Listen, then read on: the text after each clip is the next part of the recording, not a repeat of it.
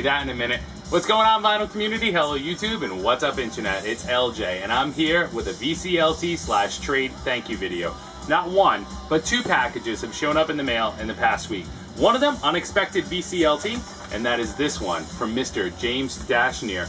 The opened for inspection by USPS Bandit of the vinyl community. It seems that every package that shows up from James bears that stamp. I don't know why, I don't know who this boy made angry, but it's not paying dividends. Then again, at the same time, these packages never seem to be open, so I'm starting to wonder if either they're just kidding or James has the stamp. But either way, let's get into this and see what's in there. Just gonna reach in, tell you what I feel. I feel an 8-track, I feel a cassette, and a typewriter ribbon cartridge. 8-track, whoa, cool! Here's the 8-track. This is Queen's News of the World. Oh, James, that's fantastic. What a great addition to the 8-track collection. And I feel one more 8-track in here. What could it be? Oh, sweet! That's a great one! Draw the Line from Aerosmith in great, great, great condition. Oh, James, those are two awesome adds to the 8-track collection. Thank you so much. Oh, very cool.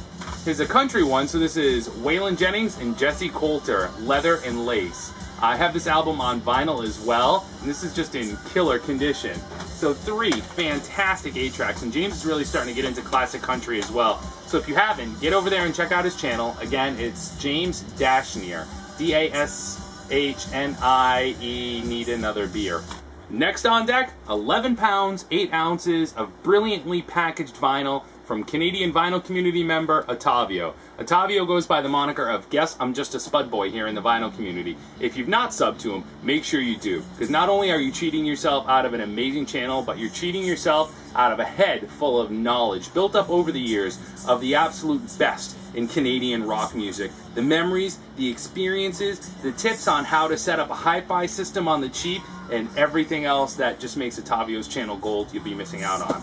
The first thing I want to note is how well this is packaged. What Ottavio did was brilliant. He actually cut some pipe insulation and wrapped it around the corner of the box. So over the past 2-3 years, Ottavio and I have been trading back and forth. It's been a ton of fun. Shooting videos that pay homage to the Great White North, Bob and Doug McKenzie, when opening them. I'm not going to do that this time. That's been a ton of fun, and just really being thankful to all things Canadian, which I love so much. As I've mentioned in the past, Ottavio has access to so many killer records in Canada. Some common, some not, but some stuff it's just impossible to find here, eh? You gotta go get it there. There's just no way for you to find it here. So you send what's there, here, and here, there, and we've been trading back and forth like that for a few years. Now, subscribe to his channel, and inevitably you'll get to see this same box, jacked full of records, returned to him. But it's here, it's heavy, and it's about to get open, so stay tuned. There's a lot here. So I'm kind of just going to go through them, and then what I'll do is maybe spotlight them in future metal updates, or It's What's Spinning videos, and so forth. So here we go. First, right on, Sammy Hagar's 9 out of 10 scale. This was found a ways back, asked me if I wanted it, mine needed an upgrade, and this one looks gorgeous. Oh, killer. Here's a gorgeous copy of the Guess Who's Wheatfield Soul. This looks beautiful. Oh, what a great copy, and just a fantastic record. Yes! Yes! Yes! Yes! Japan. Oh, this is just awesome. This is Japan's Adolescent Sex. This was the last of the Japan records I needed to complete my discography. And to be completely honest, it's Ottavio that helped me build 90% of that discography. I only found 1 or 2 on my own. Japan records just do not turn up. This is a gorgeous, gorgeous looking copy on Areola. This is absolutely beautiful and so difficult to find in a Canadian press. I love it. Ah, Ottavio, thank you so much. Oh, right on. Killer Dwarfs, another absolutely amazing Canadian band. Yes, this is from 1983. It's so early. I believe this is their first self-titled album. I have one other Killer Dwarfs LP. I've been looking for this forever. And here we go, the Queen of Metal herself, Lee Aaron. Actually, I believe her real name is Karen. Lee Aaron is like a Joan Jett or a Lita Ford from Canada in the 80s. But Lee Aaron stuff is just impossible to find here. I've never stumbled on a single album. So again, it's on the Attic label.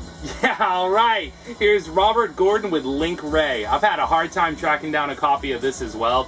Ottavio turned me on to Robert Gordon and his work with Link Ray. Just Good old classic rockabilly. I know I showed Fresh Fish Special, which he'd sent me a while back, along with an upgrade copy of that in a recent post. And here's the Lee Aaron album I've been after forever. This is Metal Queen. I just checked that out. That is 80s awesomeness right there! On the Attic label, the Lee Aaron collection gets a huge boost. What else we have?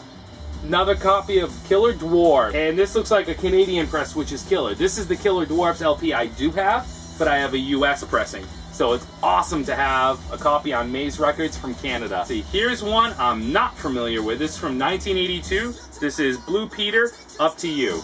Just based on the cover, I would have bought it as well. I'm kind of looking on the back to see if I recognize anything, but I don't. So if you're familiar with Blue Peter, just leave me a comment. What else we have? Oh, Honeymoon Suite. Very cool. I do not have this one. Produced by Bruce Fairbairn.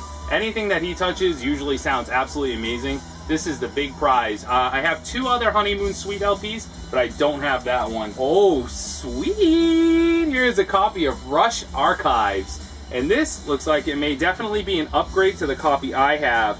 And even if it's not, it's on Anthem. This is Rush's first 3 albums. Self-titled, Fly By Night, and Caress of Steel, the black sheep of the Rush family. And it's a Canadian pressing on Anthem. That's an awesome addition to a Rush Geeks collection. Yeah! And here is the one Gatto album I was missing to complete the discography. All of my Gatto albums came from Ottavio.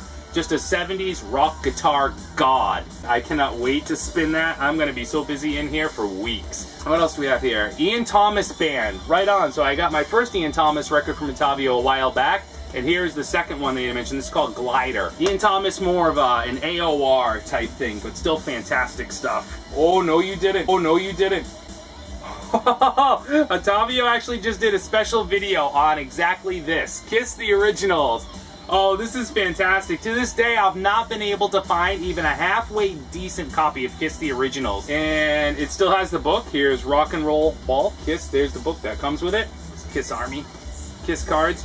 That is just awesome. Wow, I am blown away by that. What a great addition to the Kiss collection. All right, wrapping this up, there's a few more down here. Here's Spoons, Arias, and Symphonies. Also made in Canada and also an album I am not at all familiar with.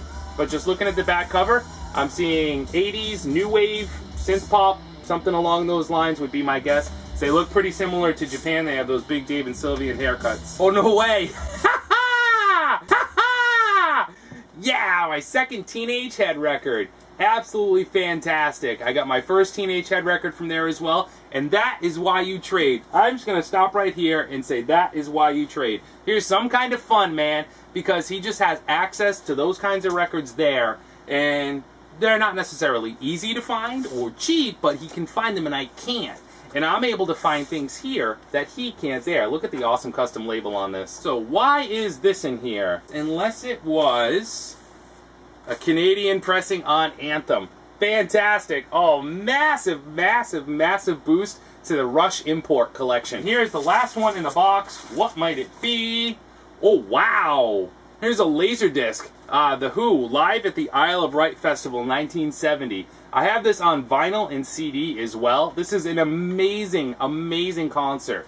What an absolutely killer piece of Who memorabilia to have in the collection. Like I said, keep trading with each other, be good to each other. It's a great way to get things into your collection without having to buy them, and to do the same for somebody else. Thank you for hanging in and watching this. James and Ottavio, thank you both very much. Make sure you get out and get subbed to their channels, and I'll catch you later, VC.